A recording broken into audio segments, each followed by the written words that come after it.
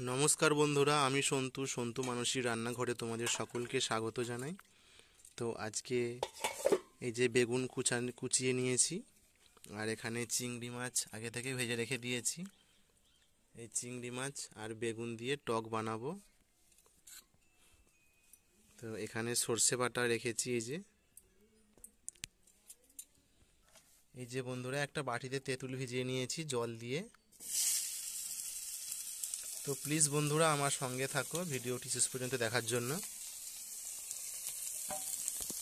তো এখানে কড়াইতে বন্ধুরা বেগুনটা আগে ভেজে নিচ্ছি তেল দিয়ে।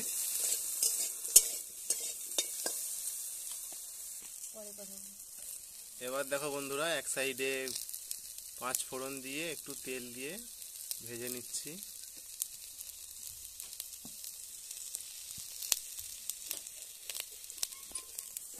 বেগুনে এক সাইডে হলুদ গুঁড়ো দিয়ে দিলাম। এবার সব কিছু একসঙ্গে ভালো করে তেলের সঙ্গে নেড়ে নিচ্ছি।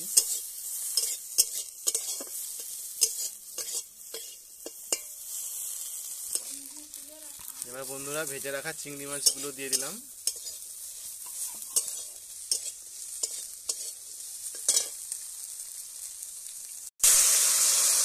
এবার বন্ধুরা তেঁতুল জলটা ঢেলে দিলাম এর মধ্যে।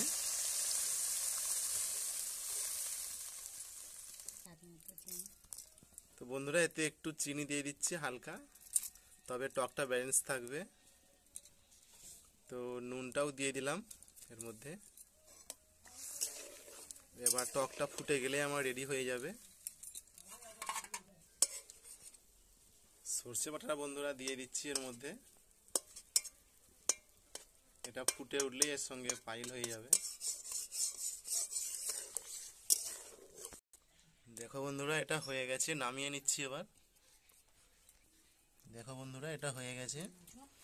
তো বন্ধুরা তোমাদের ধন্যবাদ শেষ পর্যন্ত আমার সঙ্গে থাকার জন্য। তো ভিডিওটি এখানেই শেষ করছি। তো ভালো লাগলে অবশ্যই আমার চ্যানেলটিকে সাবস্ক্রাইব করো, কমেন্ট করো, শেয়ার করো।